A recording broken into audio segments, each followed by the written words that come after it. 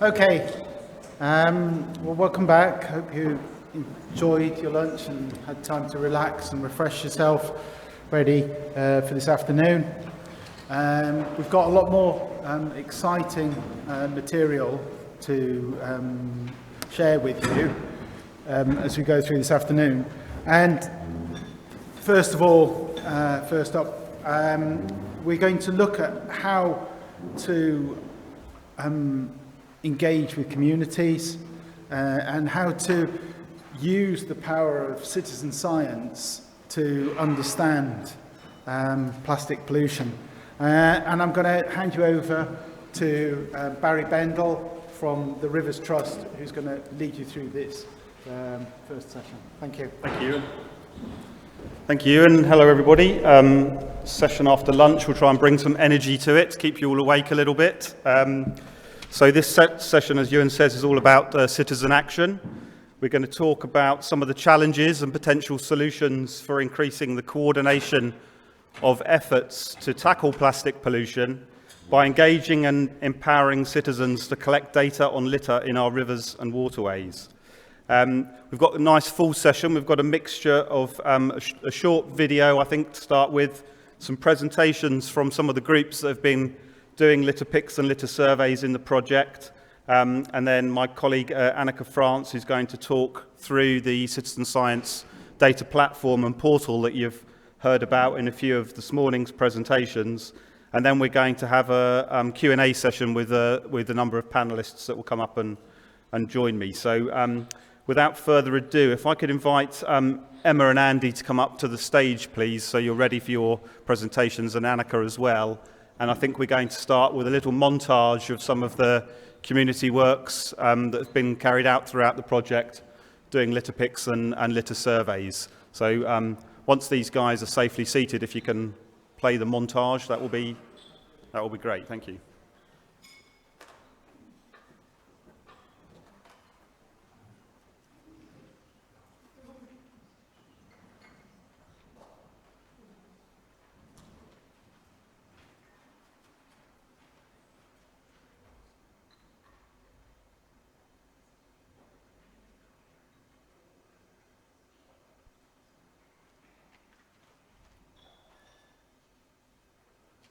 I was expecting some funky music of some kind. Is that not the case?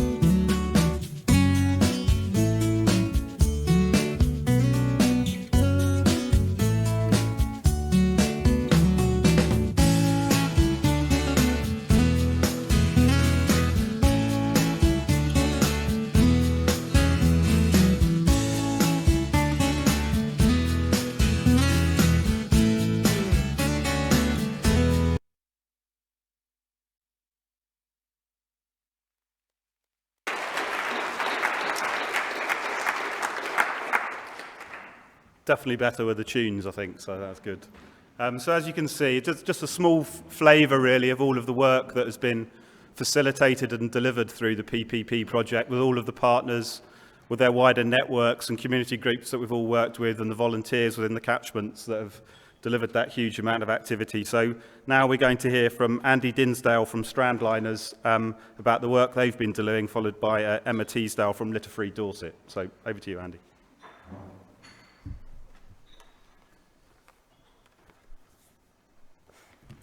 Lovely, thank you, Barry.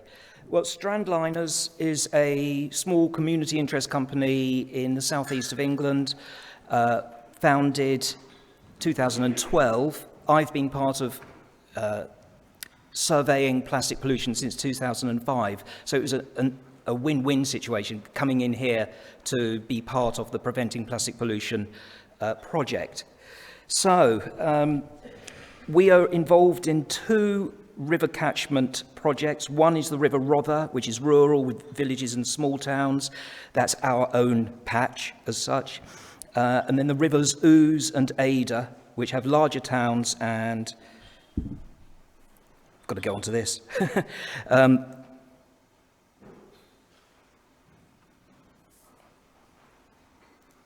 they can move it on at the back if you're struggling there. I wasn't doing anything. Oh, is it? Yeah. The slide's not changing on the main screen, but it is on the... Okay. Do I not touch this for a bit? I can see something there and it's not up there. This is you. Dorset? Yes. No, that's not me.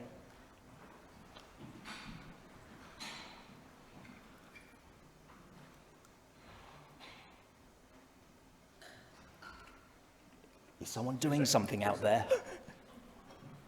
2 seconds. You can give a bit more intro to Strandliners. All right, yeah, here we go then. Can someone just give a hands up when they see something about Strandliners up there? Yeah, so we're working on two river catchments, one rural villages and small towns, the other was the River Ouse and Aise, larger towns and industrial centres, which is all very new to us.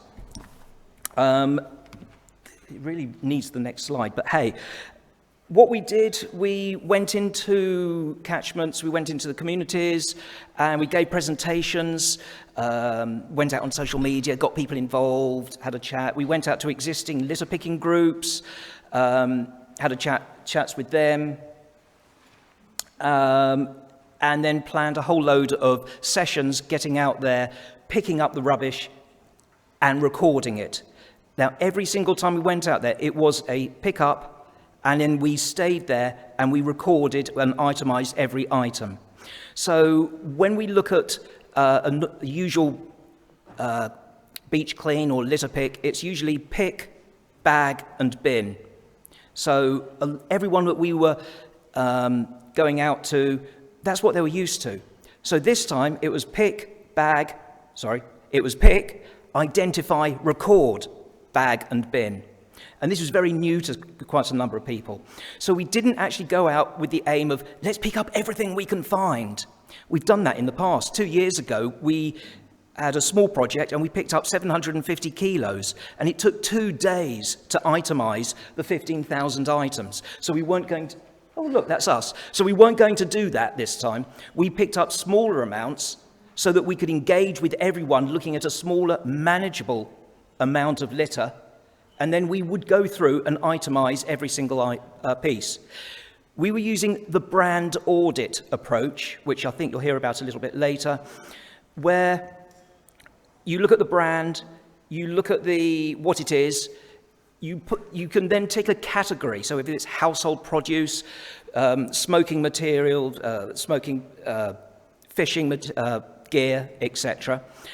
And then you also look at the polymer. So it was fascinating. It was very forensic. And as soon as everyone saw what we were doing, they became engaged. They could delve a little bit more into it. We found that if you asked existing litter picking groups to join in, at the very beginning, oh, we already do that. We've been litter picking for 30 years. We're doing our bit. So that was a challenge. And by going in and giving presentations and getting everyone to join in, it helped a little bit. Now let's see if this works. Yes, that's us. Hey, yeah, brilliant. So that's what we're doing. We'll move on now. Thank you.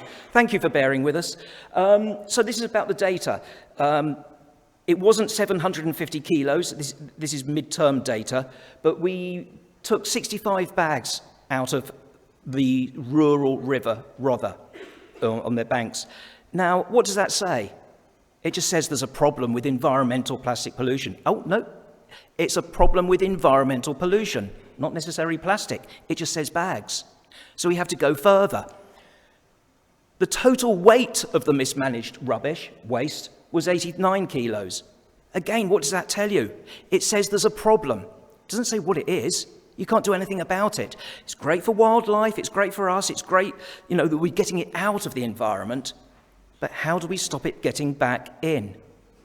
So with these surveys, we then looked at you can look at the percentage of plastic by items, and we were finding quite regularly 80% plus was plastic. You can then say, yes, there's a problem with environmental pollution, and the majority of it is plastic. The next step is the crucial step, and this is the one that we're fascinated by, and we are gradually getting people involved, and that is the total number of items identified. And it's not just counting them, it's one Walker's crisp packet, one Coca-Cola bottle, etc. And only by doing that, we feel that you can then engage with everyone who's taking part and the communities, and you'll see soon how, that they can take the next step. Now we've caught up, I'll see what we go on from here. Lovely, yes.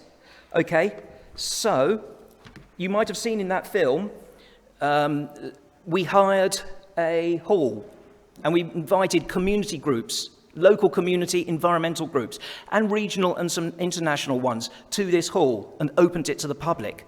And in the middle of the hall, we dumped all that rubbish. We went through it. It took 4 hours to go through it. But simply by doing that, it's showing everyone who comes, all the public who are coming in, because it's a lovely, fun event, they can see the dirty stuff that's going on in the middle. And that was really important. You'll see some of the evaluations shortly.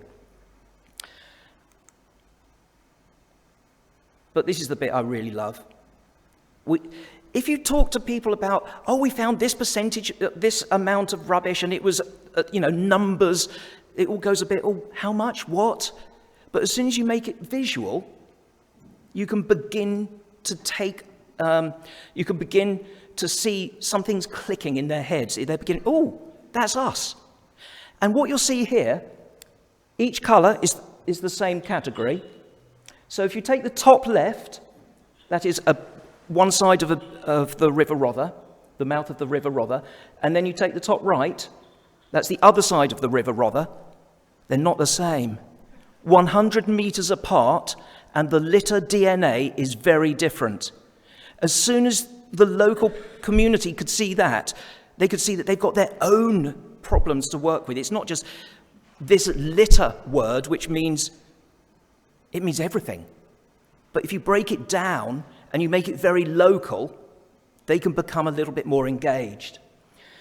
We are doing this further upstream. I've just been planning, we've got another survey tomorrow, further upstream. But there's two more at the bottom here that are upstream, and you can again see that the percentages of the materials change. There's a whole load of reasons why, but as soon as the local community can see that, they can begin to become more engaged and maybe look at a call to action to look at the sources. Very briefly, lastly, and one anecdote, there's a supermarket very close to the River Ouse, and there's a litter picking group that wasn't really engaged in doing anything.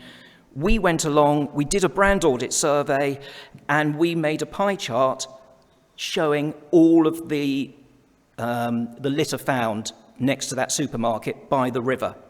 And if you look, the orange, the darker orange, is food packaging. And for near this supermarket, it was over 80% food packaging. We then broke that down by brand, and 20% was the supermarket brand.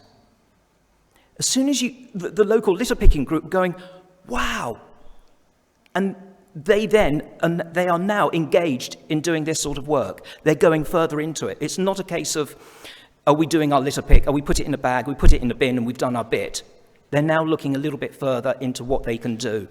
It also forced the supermarket to do a clean-up for probably the very first time, only because we put it on social media. Last one, because it was going so well, as I say, we're still doing surveys, we're still engaging with the communities, but this is some of the positive evaluation. Effectively, once they're involved, they can tell there's a difference. They'll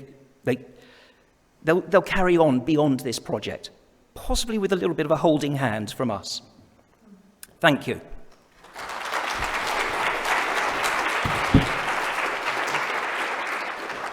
Thank you, Andy. I love the term litter eat DNA. That's great. Thank you. Emma, floor's yours. Just for those of you, please keep your questions coming on Slido. There will not be time for questions for the current presenters, but we will make sure all the questions are answered afterwards. So please keep your questions.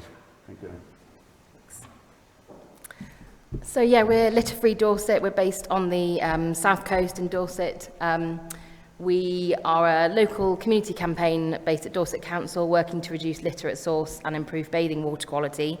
And for us, any sort of community action always starts with pride of place and getting a community to foster a sense of pride of place, of loving where you live, whether that's your local beach, your local park, town, wherever. And with that in mind, we wanted to create an opportunity for people to kind of build on that sense of pride and share it with others. So we created the Litter Free Dorset Challenge. Not only is it a way for people to show how they love where they live, but also introduces an element of competition and an element of free merch, which people always seem to love. So there was a lot of flexibility around the options of the challenge that people could take up in terms of how much they did or how often they did it. And so you're bringing in that activity element as well, and giving people something to do with their kids, for example. It becomes not a kind of chore, but a family activity. We have seen that a lot of our community groups say it's great for their mental health, great for their physical health. Just spending time outdoors is great for everyone, and doing something productive while you're there makes such a difference and really boosts that sense of community pride and pride of your location and environment. Encourage community cohesion of bringing people together for a common goal, and of course in collecting data ultimately for the Preventing Plastic Pollution project. So the hook was that element of signing up to a challenge and being able to kind of create the challenge that you wanted, basically. So it was either 10 hours, 10 times going out on a litter pick, doing a 10-minute daily challenge, or creating your own challenge. And as I mentioned, they got this merch pack, as you can see. That's always a little carrot for people. Everyone loves a free t-shirt. We also always lend out litter picking kit, and we do that constantly for community groups, for companies wanting to do litter picks and so on. That's really popular. Over 2 years, so 21 and 22, we had a total of 300 participants, 1.5 tonnes of plastic, so your average family car's worth, if you like, 42,000 pieces of plastic, and 6 skips worth of waste collected. 12% of those participants submitted litter surveys. As you saw from the previous presentation, not everyone wants to go that extra mile of doing the paperwork, so that's something we certainly want to build on when we do these events in the future. 107 litter picks in total, 130 hours of continuous litter picking, an amazing achievement, a total weight of 261 kilos, filled 90 bin bags. And as you can see, over 7,000 items of waste categorised, and 73% of those were made of plastic. Oh, sorry. You can find out more about the Litter Free Dorset Challenge just on your left down here. Yeah, that's us.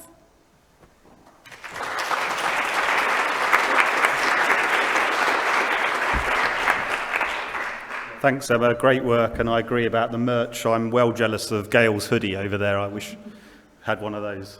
So the last of the current speakers is going to be Annika France, and Annika's going to talk about the database and citizen science platform.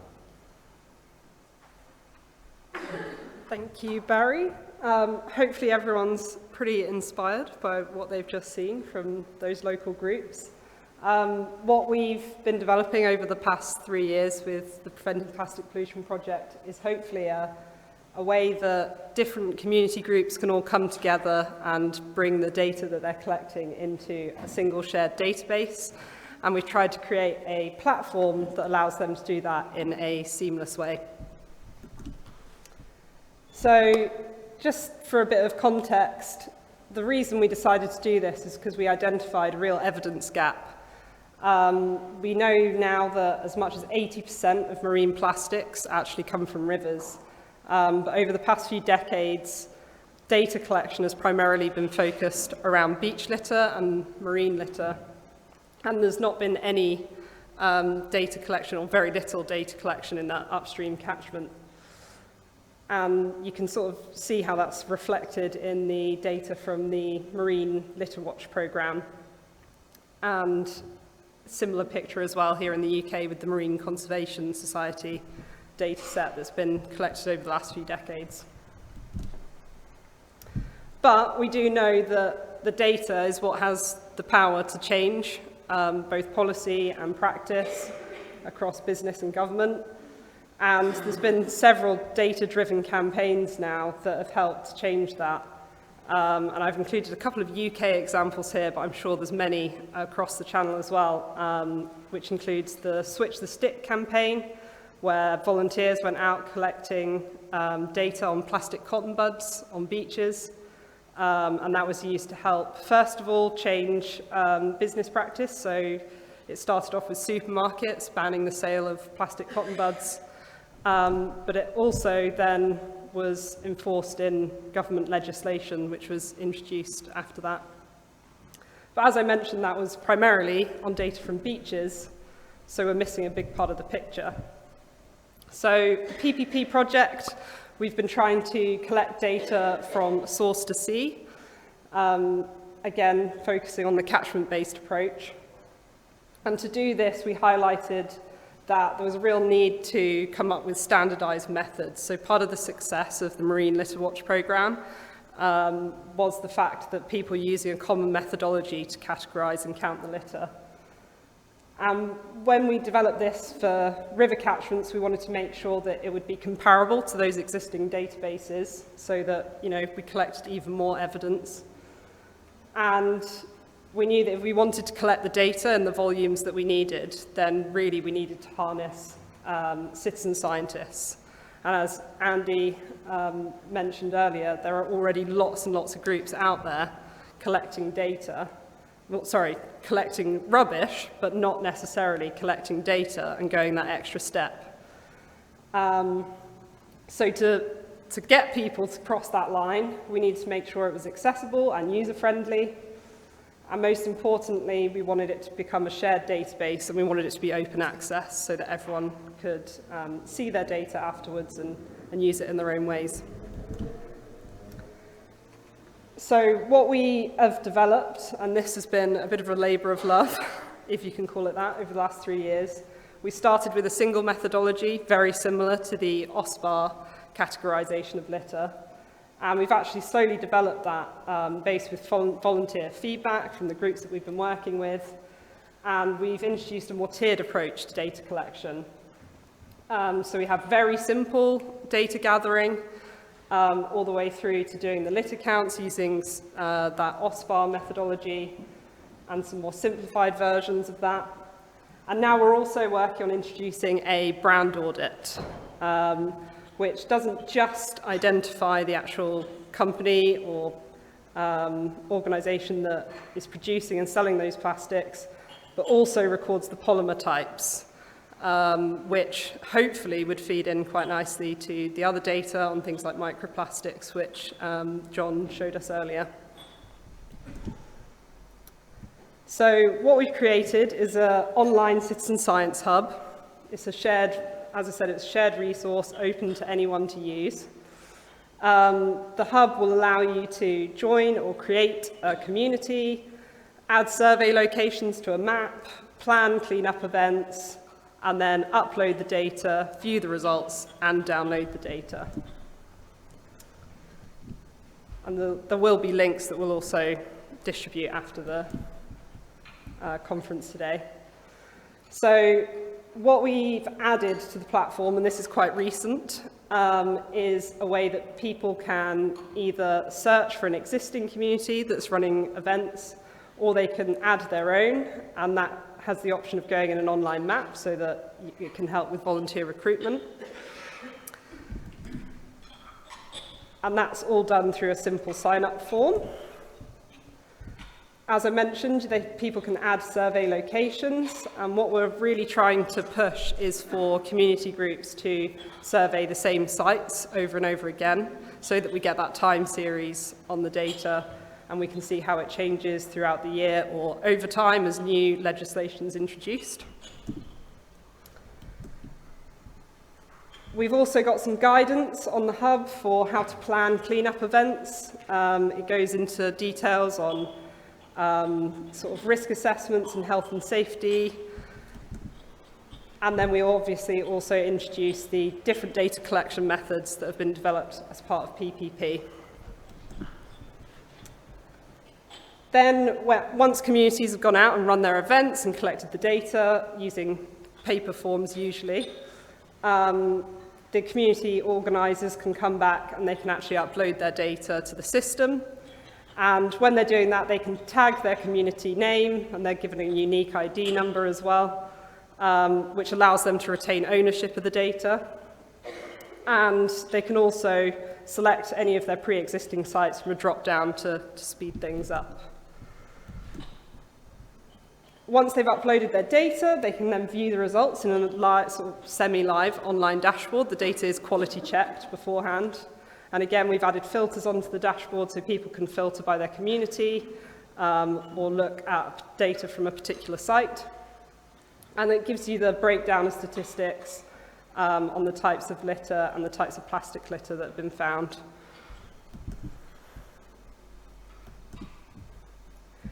People can then download their data or access it via an API if they want to add it into their own maps or websites.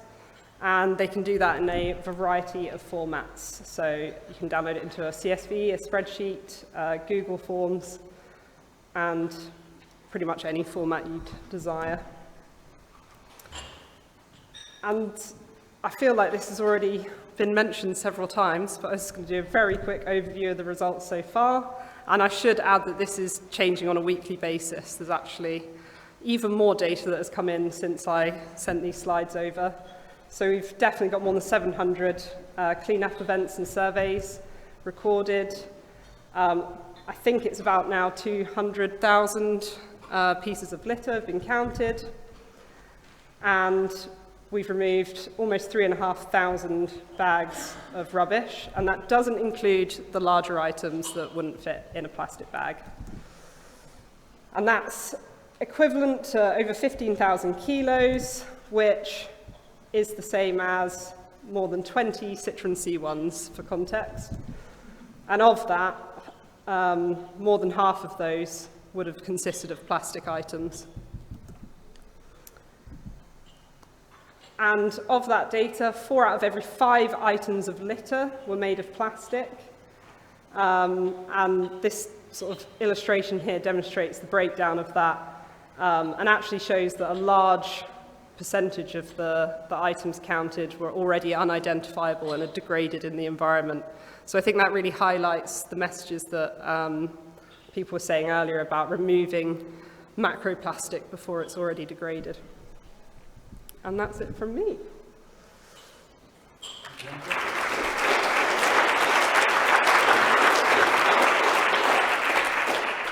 Thank you. I'm just going to go slightly rogue and use a couple of these questions because they're very much aimed at you, Annika. So just quickly before we swap for the panel.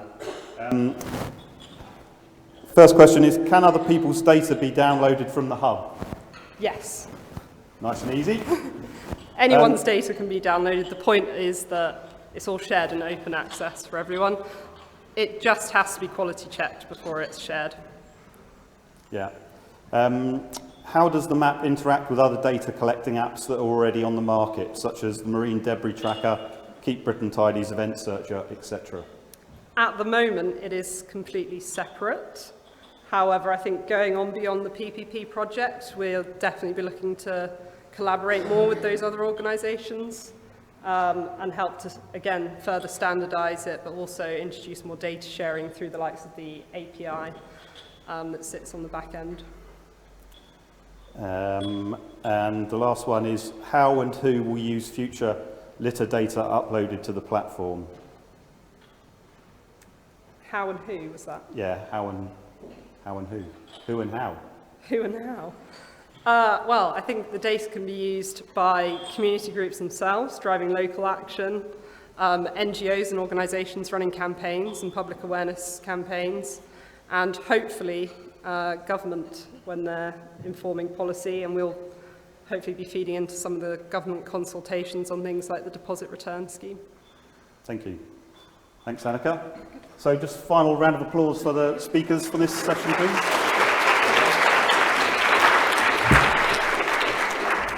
And if I could invite the panellists up to the stage, please. Hopefully you can remember that you've been asked.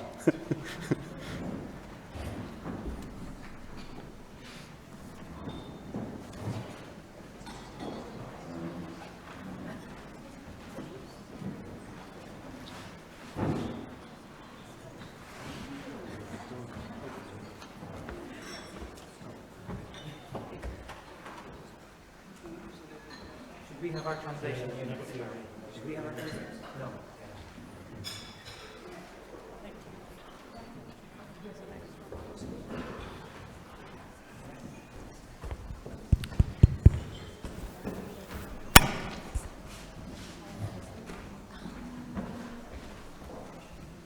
Okay, so please get your questions in on the Slido as we go through this panel session. I'll just quickly introduce the panel who I'm delighted that could join us for this session. So first off, you may have seen in the agenda that we should have had Debbie Leach here. Debbie's not here, but we've got a more than able replacement in AJ McConville. AJ is the Thames Programme Manager at Thames 21. That's an NGO based here in central London that has quite a broad environmental remit nowadays, but initially it was developed off the back of a partnership programme to tackle the issue of litter in London's rivers. We have Dr. Rob Collins, who's Head of Science and Policy at the Rivers Trust, but also chairs the Catchment-Based Approach National Support Group, which is a government policy framework that steers the implementation of integrated water management at a catchment scale across England. We have Roseanne Lemit, who is the PPP project coordinator at EPAB, which is a partnership initiative or syndicate that oversees the delivery of integrated water management in the watershed of the Bay of Douarnenez in northwest France. And last but not least, we have Gloria, who's graced the stage once already today, who is the PPP project manager at CERT, who, rather like Thames 21, have a broad environmental remit, but also have a long history of river clean-up activities and host a number of catchment-based partnerships in the south of England. So that's your panel for today. I'm going to start off with some questions to each of the panel members, and hopefully that will provoke some further questions from the audience. So to AJ, first of all, AJ, I know you're involved in a lot of work around plastics and litter, and there's an awful lot of great work that goes on across the country, in England, across Europe, as we've heard about in the PPP project. But often it can be quite fragmented, that project's quite siloed. How can we effectively break down some of those silos and improve coordination of our activities, particularly around data collection? Yeah, so thanks, Barry. So we do a lot of, we've been doing litter monitoring for quite a long time, and I guess there's a couple of things to it. Like, one of them is that at a certain point it becomes hard to keep the motivation going. So quite often we ask ourselves, and our volunteers ask themselves, this has been good, we've learned a lot, but actually, where is this data actually going to? So I think, so one of the good things about PPP has meant that basically working with Annika, we've made sure that the data that we're collecting is going to end up in a national database. So there are some regional differences that the way we've tweaked it to suit the questions we're trying to answer in the Tidal Thames. But it's really useful to be able to add it to a national database. And I think the other thing then, I think we have to be kind of honest with ourselves, is about we need to make sure that the data that we're collecting is actually having an impact. And I think in the environmental sphere, we've been good at knowing what the problem is and naming the problem. We haven't always spent as much time thinking about how do we get the power to change it. And ultimately, I think we need to make sure that the data start to tell us the questions we need to answer to hold people accountable. And I think really what we need to do is define well what we think the problem is and where it needs to be solved, and then use the people who contribute as part of the process to hold people accountable. Thanks, AJ. Next question is for you, Rob, and it's really about how do we embed all of the great work that's been delivered in PPP and more widely with community groups in some sort of national framework, really, and talking about the catchment-based approach in England and the sort of sister process in France with the SAGE and the syndicates de Besson. At the national level, do you think there is an appetite to provide some central support to the catchment partnerships moving forward on tackling plastic pollution and embedding the outputs of the PPP project? Yes, in a word. I think CABA at the national level will be very supportive of continuing plastics work, helping it evolve, taking it to the next step, and addressing some of the issues that AJ mentioned about actually realizing change. And one mechanism, it's not the only one, CABA has, is to develop, if there's appetite, a dedicated working group around plastics, because the whole issue is very much aligned with the ethos of the catchment-based approach. Everything we've heard today and the posters around the room around issues around community engagement, collaboration, citizen science, data platform, all of that is very much aligned with CABA and the catchment scale approach. So one key mechanism is to develop or create a dedicated working group, and that working group can undertake knowledge exchange, events like today, the webinars, guidance and so on.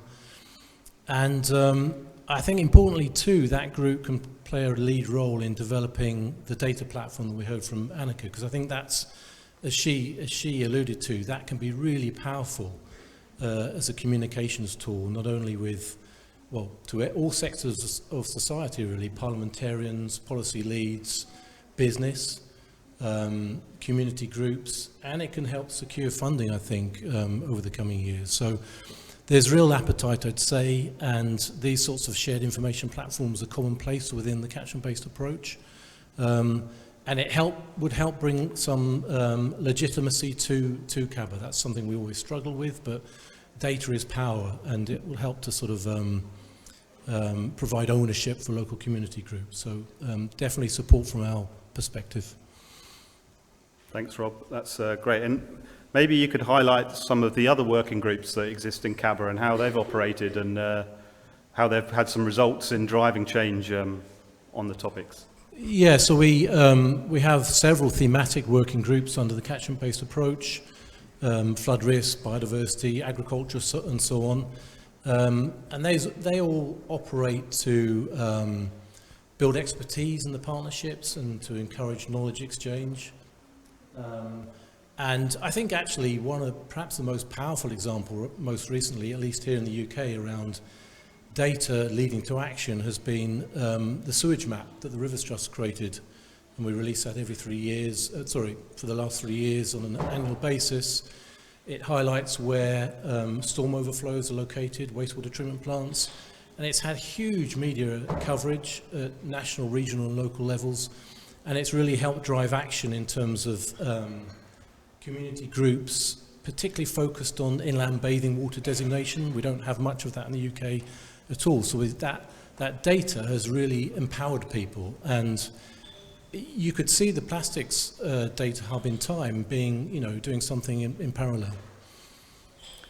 Thanks, Rob. And you raised a good point about the sort of legitimacy or mandate for catchment partnerships to work on plastics and to have it as a focus. And I'm going to move on to some questions for Roseanne now. Firstly, just wanted to check that I understand correctly that both EPAB and SARG do have some form of mandate to work on plastics as an objective to tackle plastic pollution in your watershed. Oui, complètement. En fait, donc l'EPAB, qui est un syndicat de bassin versant, a pour but donc de travailler sur la qualité de l'eau sur le bassin versant de la baie de Douarnenez. Et en fait, au niveau des statuts de l'EPAB, il y a l'intégration donc de la pollution plastique dans ses missions de lutte contre les pollutions diffuses et ponctuelles. Et il y a également au niveau du SAGE, donc du schéma d'aménagement et de gestion des eaux de la baie de Douarnenez, l'intégration d'une composante qui est liée donc à la pollution plastique et à la gestion des déchets sur le bassin versant. Par contre, il n'y a pas de normes à atteindre actuellement sur la pollution plastique, de fait qu'il n'y a pas de réelle obligation pour notre syndicat de bonne qualité de l'eau vis-à-vis de la pollution plastique. Donc c'est avant tout une réelle volonté du territoire en fait de travailler sur cette thématique et c'est vraiment notre territoire qui a volontairement inscrit cette thématique dans nos statuts et dans le SAGE. Thank you. And I wonder if you could explain perhaps how the PPP project has helped increase your engagement with citizens and whether there are any wider benefits for the wider areas of EPAB's work as part of delivering your objectives.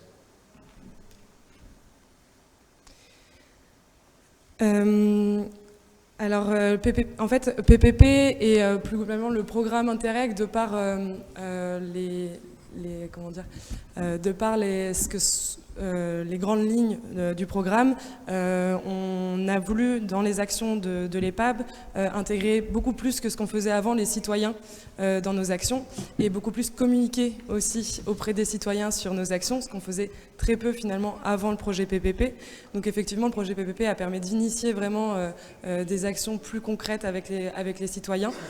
Et donc ça nous permet aussi de nous faire connaître sur cette thématique en particulier, et donc ça nous entraîne aussi beaucoup plus d'opportunités du fait qu'on est connu sur cette thématique et potentiellement plus d'impact aussi sur les citoyens et sur l'environnement du coup en général.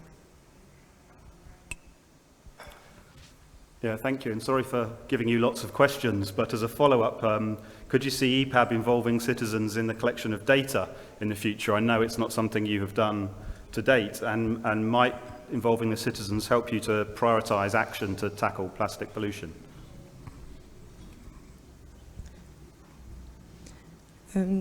Oui, alors on l'a fait un tout petit peu via PPP, on le faisait très peu avant. Via PPP pour les ramassages, du coup on a impliqué les grands publics et les scolaires. Donc on a commencé à le faire. Effectivement, on en est aux prémices et en fait les actions des autres partenaires nous ont montré qu'il y avait encore beaucoup de choses à faire et qu'il y avait encore plein de possibilités pour l'EPAB de créer des sciences citoyennes, enfin de créer des actions de sciences citoyennes. Ça permet effectivement d'avoir cette collecte de données globalement, ça permet de cibler et de prioriser beaucoup plus nos actions en amont. Et donc ça effectivement, il y a une réelle volonté de l'EPAB de poursuivre dans cette voie-là. J'espère que je réponds bien à la question. Perfectly, thank you. And the final set question to the panel before we move on to the questions from the floor for you, Gloria. As we've heard from many of the presenters in this session, citizen science is entirely reliant on some fantastic volunteers, largely to collect the data. So from your experiences, how can we ensure that the volunteers remain engaged with collecting data on plastic pollution when I'm sure for many, and Andy and Emma have already alluded to it, that for many people the main motivation is just to get the plastics out of the river. So how do we maintain that engagement with collecting the data? Thank you.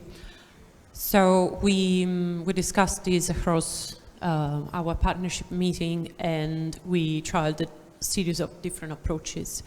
So what we thought was important was to make our volunteers aware of all the activities that would be included in the event when promoting an event. So they would know exactly, for example, together with the details of the events, they would get to know how long one activity would run for, and we tried and make them feel reassured that rummaging through waste was safe, and we did reinforce such messages during the brief that we gave at the beginning of each event. But the most important thing, like others have mentioned and just AJ mentioned a few minutes ago, was to give a sense of purpose, that the work would have an impact. And I think the strong point of compared to maybe other initiatives, PPP had was characterized by being a project that has a national and international character. The fact that we already had a database and website where they could see the work of other volunteers like them being displayed and shared. And because they know that we explained them that the project wasn't working in silos, but like all the activities we were doing, especially data collection, would be used to inform demand for action from local and national government. Plus, we tried and keep volunteers engaged by providing networking events amongst themselves, whether it could be a newsletter, a Facebook group, and other opportunities for them to share their work, their achievement, and the struggles as well, and also opportunities for some of them to join an event, like Annika showed earlier. So I'm going to follow up because there's a question from the floor here around did we incentivize those who submitted data as a way to increase input? Sounds as though the incentive was that they felt they were contributing to something bigger that was an incentive enough for the volunteers you were working with? For as much as our experience is concerned, we didn't use any other type of incentive other than empowerment through science, citizen science. We did, one of the activities or the initiative that we ran was the creation of a volunteering scheme called River Guardians, and we offered the opportunity to some of them to become plastic champions, which were river guardians that are volunteers collecting, picking up litter in their own time, but also being provided with extra training on how to use our PPP litter categorization form, how to upload data, and we provided them with additional equipment to do so, and then again keeping them engaged with communication and any other form of ownership and participation that we could. Thank you, that's helpful. And maybe AJ, whether you would like to elaborate on incentivizing the volunteers that you work with at Thames 21, whether there's anything that seems to be effective, or potentially you might want to say something about the other European project you're working on as well. Yeah, so it's kind of similar to what Gloria is saying about, I think the main motivation definitely is that volunteers feel like it actually is being impactful. So I think getting the framework right where we're feeding into something national and that then is actually having an impact. So whether collectively as Rivers Trusts we are able to get that attention in the same way that we've been able to do for sewage outflows, that we're able to get that to actually count, that is probably the biggest motivation. And I think it's certainly the thing where we find the most churn or kind of loss of volunteers is when people feel like it's actually not having that much of an impact. And it does just keep coming back. I mean, I think on all of our catchments, it just keeps coming. I think also targeting it at measures that actually will have an impact. I think we have to be careful about behavioural change, because that is a tool that's been used. Blaming consumers is a tool that's been used by the industry for many years to deflect away from the fact that actually, as we know and as we were shown right at the start, production is either staying the same in Europe or across the world. It's going to triple, this century. And that is the crucial issue, that actually plastics, a lot of it that has been made could be done so much better, and the way things are designed could be so much better. And that's ultimately what we have to change. So I think for motivation, it really comes back to impact, and that's, I think, on us as organisations. Just on a much more micro level, one of the things that we're working on another project with the Rivers Trust and another European project, Horizon 2020, which is looking at effective ways of removing plastic. That's called InnoPlastics. And one interesting development there is around just hyper-local motivation of volunteers. So we're looking at, so I think one of the other things that causes people to lose motivation is just the lack of recognition, the lack of thanks, the kind of, and the lack of community perhaps around you. So one thing we're trialing this year is engaging local businesses to give discounts. So when you do a cleanup, you get a token. If you do a survey on top of that, you get 3 tokens. And then local businesses are being asked and have already started offering discounts or offers that they would give for 1 token or several tokens. And the idea, it's been interesting. We've got good take-up from local businesses, particularly in one of our key areas in East London. And it's interesting because it has a link to local economy. So it's mostly independent shops, bars, cafes who have that independence and also are kind of reflective of the flavour of that community, who are the ones who have taken it up the most, as opposed to the chains. So that's something that we're really excited about, is kind of looking at that link between kind of pride of place, the local economy, and supporting local economy, as well as improving the area.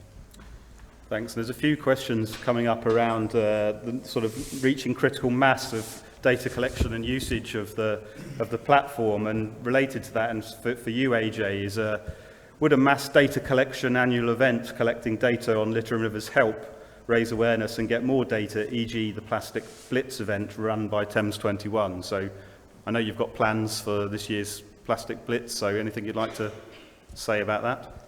I think I know who asked that question. Yes. So I think the Plastic Blitz is a really good development. It actually came from a bit of work we did with the Environment Agency, who were keen at looking at how a lot of litter gets trapped at weirs and locks on the River Thames. And I think that the idea of concentrating it into a 2-week period of encouraging local groups not only to collect litter, but also to itemize it, and we're feeding that into the database, the PPP database. I think that's actually the way to go, because it can be hard. As we saw in the very first video, there was lots and lots of forms. was one of the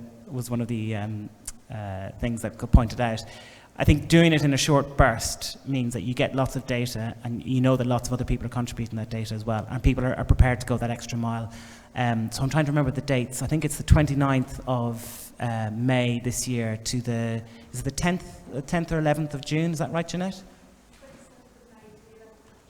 27th of May to the 11th of June. So it's 2 weeks, and it's going to be up and down the Thames catchment. Brilliant. You had a chance for a plug of it as well, which is really good. Okay, so I'm going to take the final question now. There's loads of questions, and thanks for all of those. We will get them answered. Final question is really around empowering communities. How do we make sure that we're asking the right people the right questions, and should communities have more say in how the data is used to drive local action? So this is a question for all 4 of the panelists. So Gloria, if you'd like to go first, then Rob, then Roseanne, and finally AJ. If we should involve communities in how we use the data. Yeah, and local action. Personally, yes.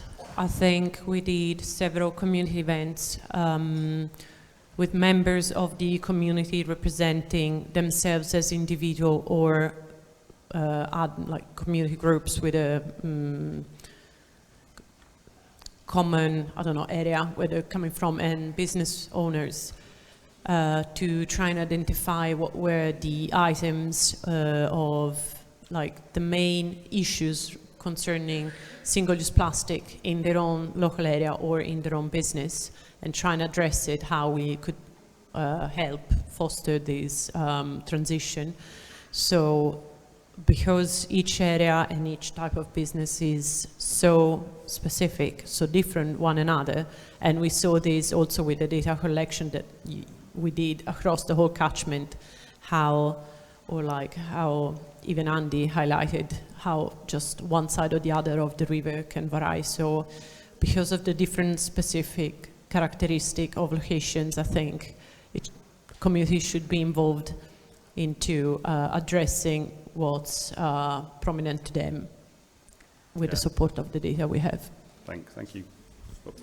I think the data collection by necessity has to be somewhat harmonized as it is on the platform, and that, of course, you kind of want the community to align with that to bring more power to the data. But I think once the data is collected, then there is a clear role for the community to, that's where their empowerment can come in. They can, you can collectively determine next steps. Do you engage with business? Do you take it higher? Do you need to simply just collect more data? There's, plenty of questions, but I think that participatory angle is important. Otherwise, you lose the momentum, you lose the engagement and the enthusiasm. But I think there's plenty of opportunities, but it's somewhat chicken and egg in that you've got to collect some data first, I think, to start having those conversations. Rosa? Oui, je pense que c'est vraiment important d'impliquer les communautés dans les décisions. Et je sais qu'au niveau de la baie de Douarnenez, c'est les communautés de communes et les communes qui ont lancé des groupes de travail citoyens pour réfléchir justement à des actions qui pouvaient être menées au niveau local et des actions concrètes. Donc je pense que oui, c'est toujours bien. Et puis au niveau des citoyens, l'émulsion des idées peut aussi faire émerger vraiment des choses intéressantes.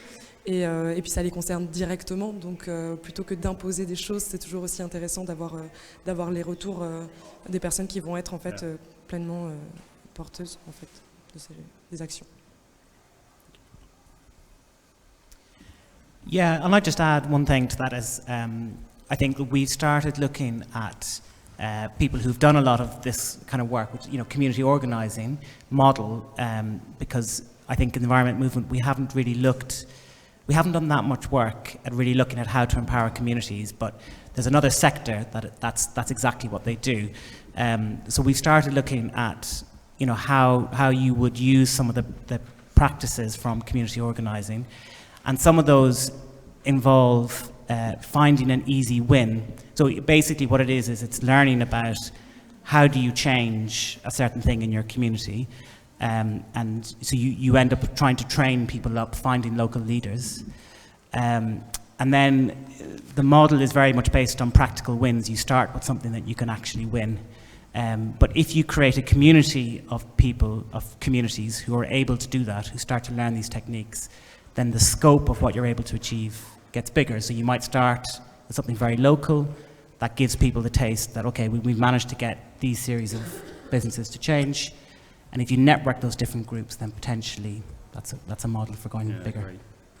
Thanks very much. And as I say, there was loads of questions. We'll get round to them, but thanks again to all of the panelists and previous speakers. I thought that was really, really great. Thank you.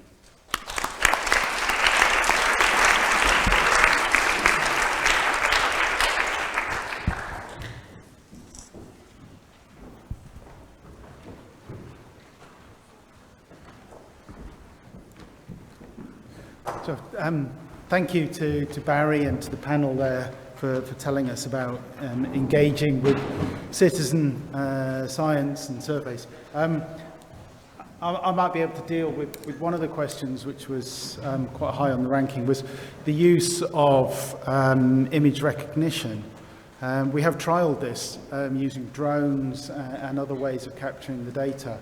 But I think, and I hope that you've picked up from the panel, the benefit, or one of the benefits of gathering these data using citizen scientists is engagement and empowerment of those people.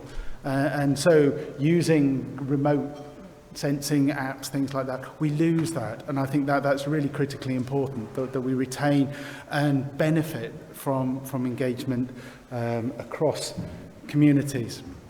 So moving on to the next section, which is about inspiring and enabling behavioural change.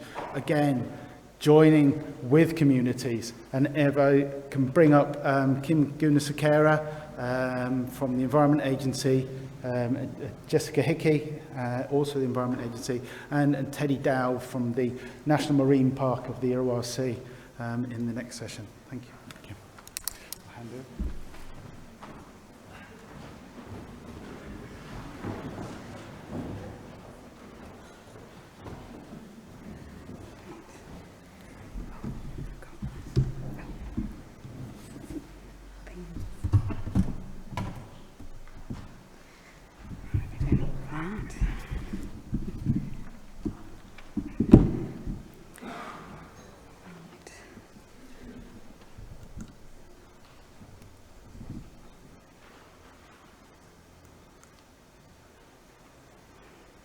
Right, good afternoon everybody. My name is Kim Gunasakera and as Ewan said, I'm the Programme Manager for the Preventing Plastic Pollution Project in the Environment Agency's Plastic and Sustainability team. And hello everybody again, I'm Teddy Dao and I'm working for PNMI, Parc Marin d'Irrawaddy, Office Français de la Biodiversité.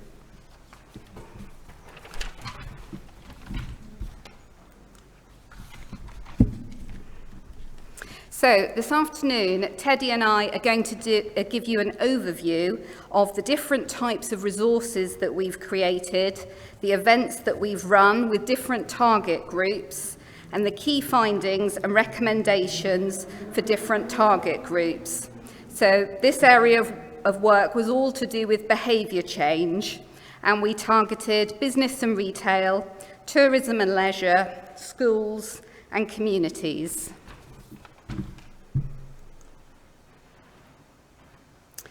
So in terms of business and retail, we had a variety of different engagement approaches that included personal visits. For example, West Country Rivers Trust visited angling shops. We had online webinars. For example, the Environment Agency ran their laboratory plastics webinar. And we had business network events. For example, the Environment Agency presentation at the New Forest Business Support Hour. We delivered training courses. For example, Labasia delivered events for businesses in the food sector. And we had stands at exhibitions. For example, the Environment Agency at the big Sustainability Expo in Southampton. We spoke at conferences, for example, the Rivers Trust.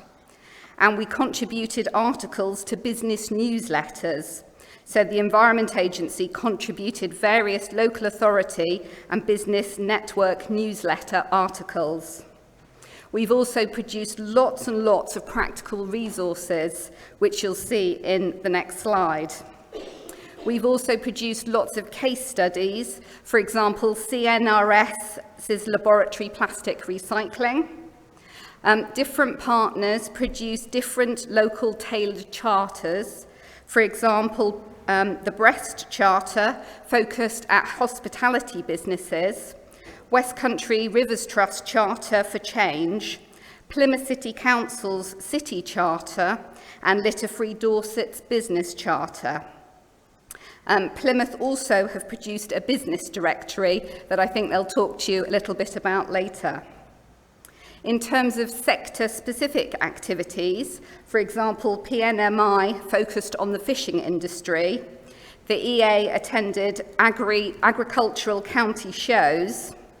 We also did lots of collaboration with experts, for example, a sustainable laboratory expert, Litter Free Dorset, who we heard from earlier, and Environment Plymouth.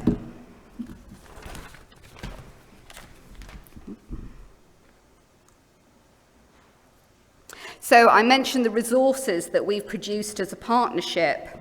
So some of our many resources include a waste audit tool, packaging guidance, a guide for setting up a plastic champion network. We've recorded webinars, for example, on the supply chain and laboratory plastics. We've also produced lots of sector-specific advice, for example, for fishing ports and harbour masters. We've also produced posters on the 5 R's to preventing plastic pollution, and we've produced case studies and guidance documents.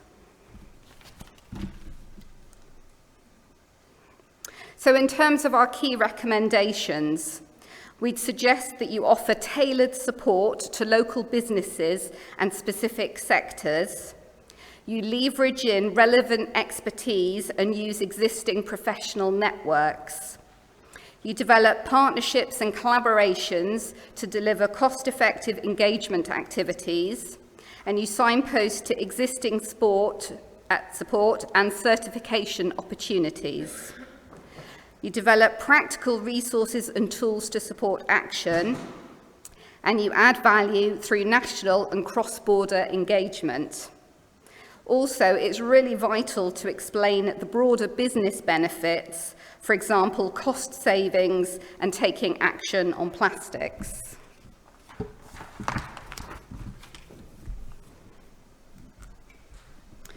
Moving on to our work focusing on agriculture and fishing.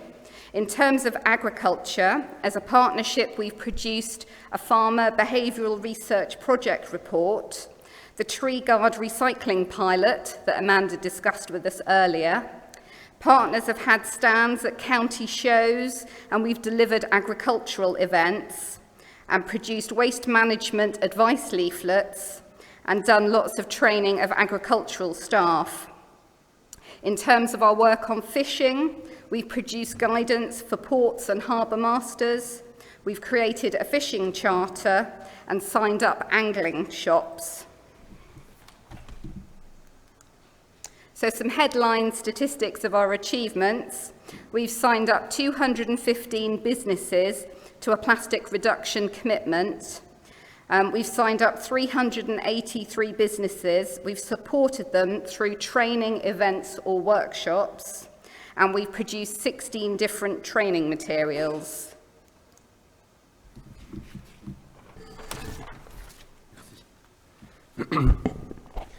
Là, je vais vous faire un petit résumé des nombreuses actions qui ont été menées dans le cadre du projet à destination du groupe cible Tourisme et Loisirs. Du coup, parmi les nombreuses actions, il y a eu de multiples ressources qui ont été produites. Donc là, vous avez un exemple des ressources qui ont été produites pour le monde du sport, ou comment chasser les plastiques du monde du sport, avec des documents pédagogiques pour les clubs sportifs afin de les accompagner pour l'organisation d'événements sportifs avec moins de plastique, des documents aussi pour les pratiquants, pour qu'ils puissent adapter leur sport, et un pack de communication qui a été diffusé sur les réseaux sociaux à l'occasion du mouvement Juillet sans plastique. En plus de ces ressources dédiées au monde du sport, il y a eu aussi des ressources plus dédiées cette fois aux structures qui accueillent du public pour des activités touristiques ou des activités de loisirs. À gauche, un exemple un protocole de réduction des plastiques pour les événements publics, à travers lesquels donc ça a été diffusé à Plymouth. À travers ce protocole, les différentes structures pouvaient avoir des conseils sur comment organiser un événement avec moins de plastique. À droite, des documents pédagogiques qui ont été distribués dans des campings pour là aussi sensibiliser autant les structures d'accueil que les personnes qui s'y rendaient. En plus de toutes ces différentes ressources, les partenaires PPP se sont également engagés dans des événements afin d'aller à la rencontre du public et tenir des stands de sensibilisation, d'animation où différentes activités étaient proposées et où étaient mis à disposition aussi les différentes ressources qu'on a pu vous montrer juste avant. Là, vous avez quelques exemples d'événements faits dans le monde du sport, avec le Great Britain Sail Grand Prix à Plymouth, le Tour de France à Cernic, ou encore le Defra Sport Day à Londres. En plus de ces événements dédiés au monde du sport, les partenaires se sont aussi engagés dans des événements plus grand public, dans le cadre, par exemple, des Family Science Fair, la foire scientifique familiale à Dorchester, qui a comptabilisé plus de 800 participants, ou encore le No Plastic Tour en France, qui a compté en 2022 environ 35 dates et plus de 1200 personnes sensibilisées sur leur stand d'animation. Au total, pour ce groupe cible, les chiffres à retenir, c'est qu'on a 73 signataires, 73 personnes qui se sont engagées dans une démarche de réduction de plastique, 73 structures, pardon. Les partenaires PPP sont intervenus dans 158 événements touristiques et de loisirs, et au total, ce sont 146 structures qui ont été soutenues par des ateliers, des formations ou des événements.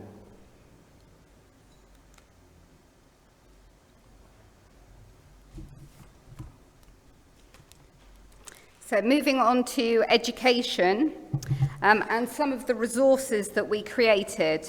So we created an interactive resources for land-based colleges, and these are hosted on the Landex platform. Lessons include horticulture, animal management, equine and agriculture. We also produced a module for the Young Farmers Club, and we've produced an interactive catchment map. We've produced analysis of approaches used to transform the next generation schools, and we produced a plastic at home activity and built a catchment model. We've produced resources that have been hosted on the UN COP26, which was a schools resource pack. And we've also done a collaboration with Team GB, where we created a snakes and ladders game as part of Bound for Beijing.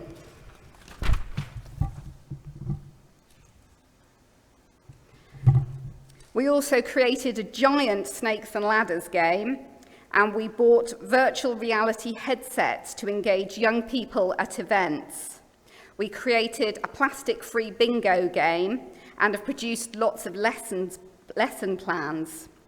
We produced activities sheets, films, fact sheets, and quizzes.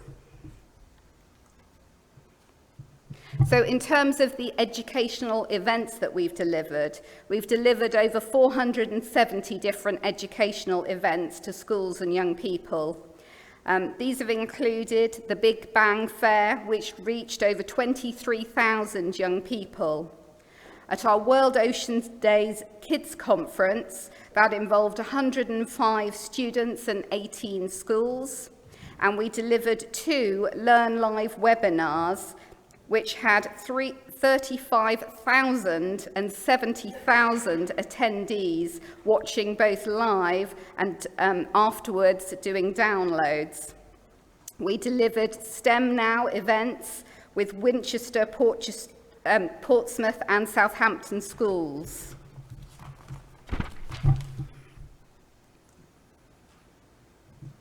Other events included the Plastic Hackathon in Brest, a retention net activity with school children in France, a theatre production, and young reporters in the arts, sciences and environment event. We've signed up schools to plastic reduction commitments. So there are 3 different areas that we've worked with schools and young people.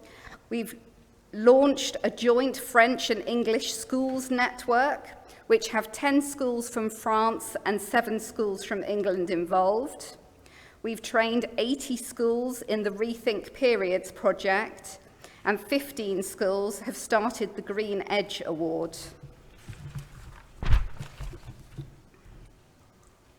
So some of our highlight achievements.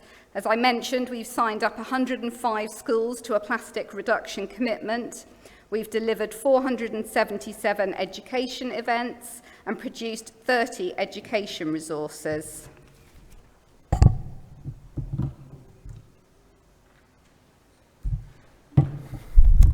Pour finir, une petite synthèse des activités qui ont été réalisées dans le cadre, à destination du groupe cible communauté. Donc ici, le public ciblé était plutôt le grand public. L'objectif était de sensibiliser et d'accompagner ce public vers un changement des comportements concernant l'utilisation des plastiques. Et pour ce faire, différents types de ressources ont été produites, comme par exemple ici, des équipements qui ont été distribués au grand public, par exemple 20 kits de réduction des déchets, plus d'une centaine de kits de ramassage des déchets ont aussi été distribués. Et enfin, des documents de sensibilisation donnant des conseils également. En plus de ces différentes ressources, de nombreuses ressources de sensibilisation et de communication ont été partagées sur les réseaux.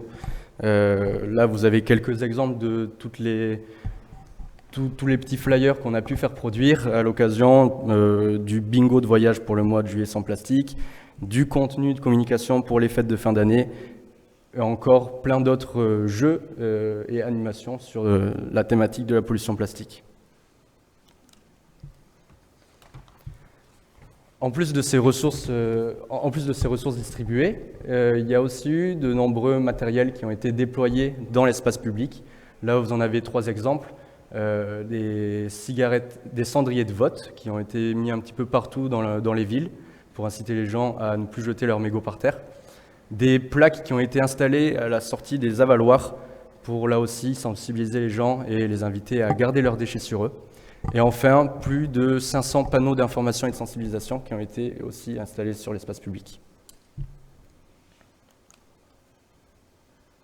Dans le cadre du projet, il y a aussi eu des collaborations qui ont été faites avec des artistes ou des écoles d'art et qui ont permis le déploiement dans l'espace public, là aussi, de différentes structures ou créations.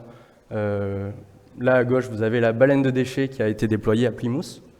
Un exemple d'une des créations qui a été réalisée à l'occasion du Artworks Exhibition Waste of Our Time, qui lui aussi a pris part à Plymouth.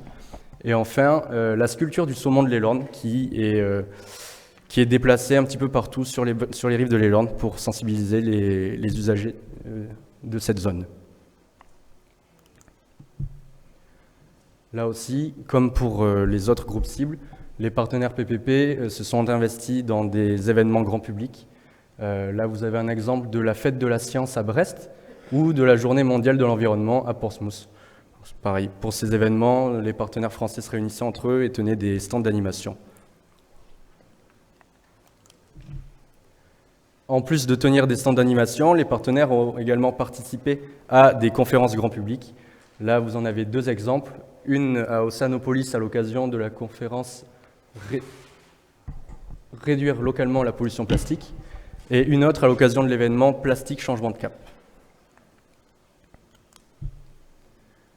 Le travail réalisé dans PPP a aussi permis la mise en place de deux cafés de réparation. Donc, ce sont des lieux qui sont consacrés à la réparation d'objets en tout genre, avec des rencontres périodiques. Ça peut être par exemple une rencontre une fois par mois. Et l'idée de ces cafés, c'est qu'on a des personnes qui vont nous aider, vont nous mettre à disposition des outils et leur savoir-faire pour pouvoir réparer nos objets. Dans le cadre du projet PPP, il y a aussi eu la création du réseau des champions de plastique, à travers laquelle 40 départements et agences du gouvernement ont été impliqués pour inspirer le changement de comportement chez les gens. Donc l'idée, en fait, c'était que chaque personne qui s'engageait dans ce réseau-là s'engageait sur son temps libre à inspirer le changement, que ce soit auprès de sa famille, de ses amis, de l'école de ses enfants, à travers différents types d'actions. Différentes ressources physiques et virtuelles ont été créées. Pour vous donner une idée, plus de 345 sacs d'ordures ont été retirés de l'environnement à travers ce réseau. Des milliers de plastiques à usage unique ont été évités. Et au total, 456 personnes se sont engagées à travers ce réseau. En résumé, le travail réalisé pour le groupe cible communauté a permis la mise en place de 2 cafés de réparation, la participation à 134 événements communautaires, la mise en place de plus de 500 plaques et panneaux d'information dans l'espace public et l'engagement de 456 personnes dans le réseau des champions de plastique.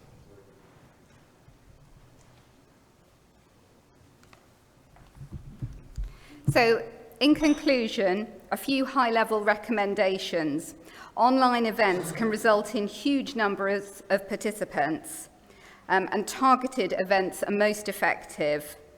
If you're going to undertake this work yourself, join in with existing events and networks, and remember that event planning takes long lead-in times. If you want to see more information about all the resources, tools and information that we've produced, do check out the project website. Thanks very much.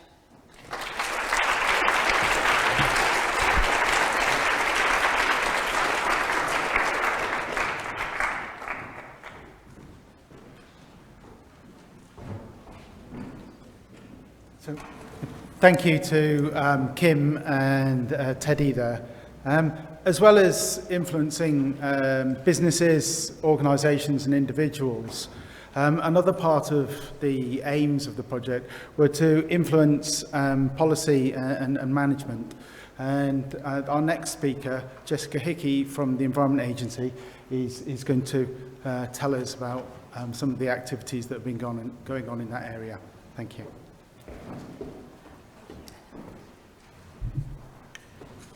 Good afternoon, everyone. My name is Jessica Hickey. I'm the Programme Manager for the Plastics and Sustainability team at the Environment Agency. As Ewan said, one of the ambitions of the... Is that better now? One of the ambitions of the Interreg programmes is that legacy work, some of the work that's already been talked about, but also the legacy work of embedding that to then influence policy and have longer-term change. So I've got the task of trying to summarise 3 years of 18 partners' fantastic work and try and explain to you how impactful that has been and how that will continue to do so in the future. So first of all, a couple of our French partners. So Ifremer attended the One Ocean Summit, which is an international festival which in 2022 was in Brest. There was lots of parliamentary officials who attended this event, and through some of those conversations, interest in the preventing plastic pollution grew, and particularly interest in some of those ecological impacts and looking at the quantities of microplastics in the area. So as a result of that and some of the parliamentary officials who were attending, more of the PPP partners were invited to present to parliamentary officials further down the line. So Labassia, for example, and Ifremer as well were then looking at presenting the impacts of ecological impacts on of microplastics in the environment, but also looking at how much plastics is found in different parts of the area. In the UK, the Queen Mary University London, you've heard some of this work already. So there's been a big project going on, and a problem with an increasing problem with tree guards. And as Amanda said earlier, this is just going to increase the amount of trees that are targeted to be planted, and there has been a problem with the end-of-life facilities for tree guards. So this image here is showing how many of those tree guards were just were taken to the recycling facility. So as a result of some of the engagements that Queen Mary University London have and some other partners as well, they're providing some expert advice to lots of different government departments who are developing policy in this area. So for example, for DEFRA, Environment Agency, Public Health England, and also the IUCN. And there's a steering group now of which some of the PPP partners are continuing to advise and give expert advice to as to how we can look forward to this in the future. The Rivers Trust also, through some of their conferences, invited various different government parties to be involved in some of the discussions to learn more about plastics, and Queen Mary, I think, also contributed to that. So one of the outcomes of the earlier conference I just mentioned is contributing to some of the parliamentary reports on plastics. So 3 of our French partners contributed to this. This is looking at future regulation in France and how plastic pollution will be improved. As a result of this, there are more presentations to some government officials and parliamentary members, but also 3 chapters of the original reports were actually corrected and improved as a result of that expertise that the 3Ps partners brought through to it. The Environment Agency annually produces various different reports, one of which is the RPEG report, which is Regulating for People, the Environment and Growth. For the last 3 years, the work of the 3Ps partners have been highlighted in that. In the 2021 edition, there's a case study which describes a lot of the activities of 3P's project, but also signposts stakeholders to some of the resources which are hosted on the 3P's website as well. There's also a case study that we're coming out this year in the State of the Environment report that again highlights some of the work of the 3P partners and the efforts that are being made to reduce plastic pollutions and those recommendations. The Rivers Trust has also contributed to the Environment Audit Committee's report on water quality generally, just drawing some more attention to the efforts that are being made and what needs to be happening in the future to reduce plastics in our rivers. So moving on to governance, so this is the input that PPP partners have had to wider governance reports. So for example, the Environment Agency has produced or just published recently the River Basin Management Plan. So this is the, so there are all the 3P's links are embedded within this plan. This is a regulatory framework which provides guidance on how to deliver the Water Framework Directive in the UK waters. So all the way throughout this new edition, which is just published in the last few months, there are signposts to different resources in the 3Ps, recommendations and etc. So catchment partnerships can then use that expertise that's been developed over the last 3 years and then put them into action into their own water bodies. And the Rivers Trust have also input something similar to the catchment-based approach policy framework. So this again is a framework that's published by DEFRA, and it's ensuring that the focus is on plastic pollution when considering all aspects of water quality management. This, I think, has been highlighted quite a lot, this fantastic work on the Citizen Science Hub. But this, we've talked a little bit about data and how important it is and what those motivating factors are for community groups who just want to do their bit to clean and to pick up litter. But actually, the power of data is incredibly important when influencing policy. Those numbers, you know, are incredibly significant. So this is going to be a really, really useful platform. So the more that is used in the future, the better. I think there was a question that came up earlier on one of the sessions on slide. I don't think it was read out, but it was a question on OSPAR categories. So OSPAR have had the marine litter categories for a long time. The way that this was developed through the 3Ps in terms of the more in-depth advanced litter survey form was based on those OSPAR categories. OSPAR don't at the minute have a riverine litter data collection format, but that is something they're looking into. So the methodology for this has been passed on through our DEFRA colleagues to help inform some of those developments that's going on at that level. Also, the Rivers Trust and Queen Mary University London and West Country Rivers Trust have also been developing that hotspot risk map as well, which again is going to be incredibly important and incredibly valuable to look at where those interventions can take place and where they can be the most effective. So in policy and guidance documents, so a lot of the work of the in Work Package 1, looking at all that evidence that's being collected, has been drawn together, led by Queen Mary University London, but also inputted by lots of different partners in terms of all the evidence that's been collected, making it relevant and really easily accessible to policymakers and also to regulatory decision makers too. So it's highlighting where those key evidence gaps still are and also what are the challenges to fill them. Why is it we can't still standardise methodology to make those comparisons that we're trying to make? What are those challenges and maybe perhaps what does the best that we can do look like? So that's been a really key piece of work that's been, again, sent through to relevant colleagues who are making those decisions. The Environment Agency also worked with DEFRA to, on a year-long project as part of PPP to look at a behavioural approach to support farmers and disposal of agricultural plastics. So that's finding, again, what are the challenges, what interventions could be put into place in the future to make sure that agricultural plastics is going in the right place and isn't ending up being buried and burned, for example.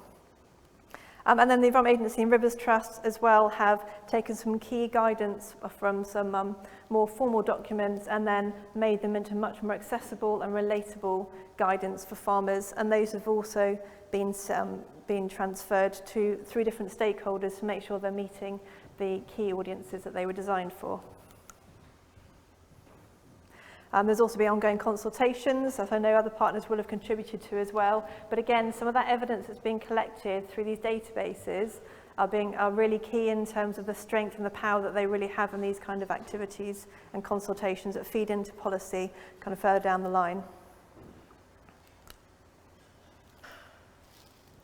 And then on kind of wider communication channels, so the Rivers Trust have got the State of Our Rivers report, where messages on plastics are kind of woven through those, but those will be highly influential in terms of those key stakeholders that those are going to, and the work of the PPP will also be reflected throughout that. The Plastic Champions Network, as we mentioned a few times, this is a network that is hosted by the Environment Agency, but goes across 40 different government departments, from the Home Office, Cabinet Office, Passport Office, Natural England, a whole host of different government departments. And that communication channel sends newsletters out every month, has webinars and annual conferences. Every month that has had an article on one of the PPP partners' outputs for that month. A lot of that work has come from some of the reports that you put onto the PPP website, and also highlights some of the actions that some of the members of the network have been undertaking to try and inspire that motivational, that behaviour change across the network. I think some of these have already been mentioned, but it's looking at how PPP has actually been very well established on a global stage. Of course, we had COP26, so the University of Plymouth attended that thanks to PPP funding, talked about the work of the partnership and wider work on plastic pollution as well. The Environment Agency made a few resources that went along with that. So I think we've already talked about some downloads on plastics, again funded by PPP, that was on the educational site of COP26. We've also had some representation on that global stage for the athletes for the Beijing Olympics and for the Tokyo Olympics.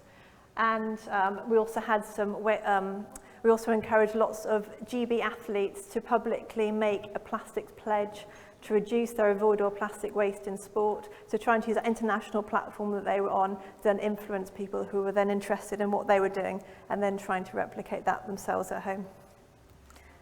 So that was a quick summary. I've left a little bit of time because I'm very aware that I'm trying to communicate other people's work. So I have a few minutes if anyone would like to ask any questions of myself, but hopefully of some other partners' work, of which I'm just trying to very quickly go through.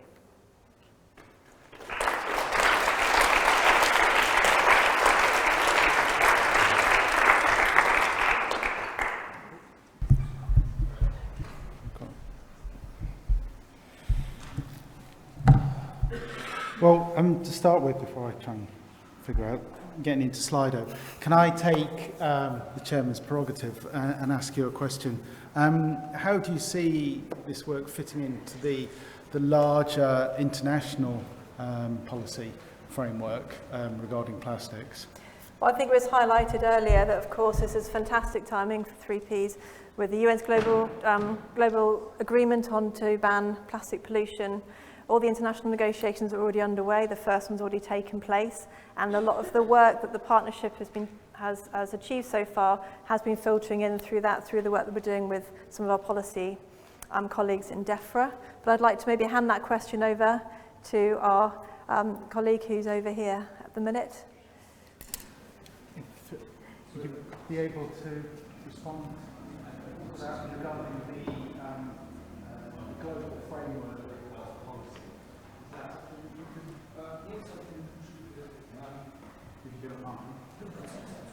Sorry to put you on the spot, but it seemed like a great opportunity as you're here. Yes, what has been achieved so far in the global framework, it's basically, it's 3 stages and for any treaty to actually come into effect. One is a stage of negotiations where all our countries, all our nations, our governments particularly, they start the negotiation process. Obviously, in the politics, they're lobbied by the different businesses and interests here and there. So that's the first stage. They have reached that stage to say, yes, we agree on this. The next stage is the actual framework of the legal document, in other words, the treaty.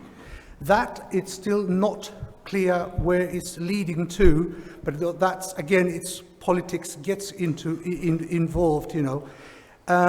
Once that stage is reached, it goes to the General Assembly of the United Nations, and all our member states, which, let's remember, it's very important this point, that the United Kingdom and France play key roles in the United Nations. Why is that? Because both countries are actually members of the Security Council of the United Nations.